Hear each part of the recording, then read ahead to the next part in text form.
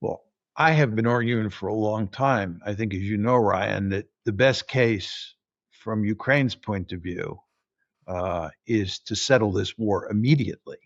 Because, as you point out, they're going to lose 20% if they agree to give up Hmm. those four oblasts plus Crimea. About 22% of pre 2014 Ukraine will be lost. Is this a tragedy for Ukraine? Absolutely. There's no question about it. I fully understand why no Ukrainian would want to agree to give up 22% of the territory of the country.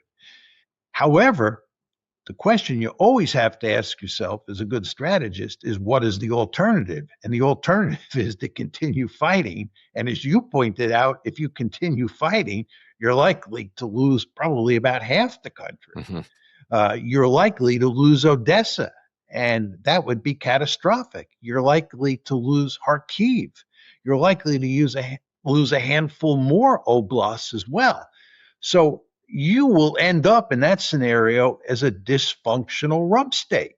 It seems to me the least bad alternative, and I'm choosing my words carefully here. It's not a good alternative. It's the least bad alternative is to cut a deal now and minimize how much territory you lose, and also minimize the number of Ukrainians who are going to die if you continue to fight on. The other thing is, if you continue to fight on and you continue to insist that you're going to be in NATO and you continue to insist that you need security guarantees from the West, and the West flirts with you about security guarantees, you just give the Russians greater incentives to take more territory and to make you a truly dysfunctional rump state. What the Ukrainians should want to do, and I understand this is hard to swallow, is to survive as a rump state, but not as a dysfunctional rump state, and try to come up with some sort of modus vivendi with the Russians so that the Russians don't feel threatened, so that they're not bent on wrecking your country.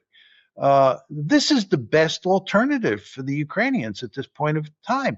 But getting that point through to Zelensky and company and to the Europeans, especially, but also to huge chunks of the American national security establishment, is almost impossible to do.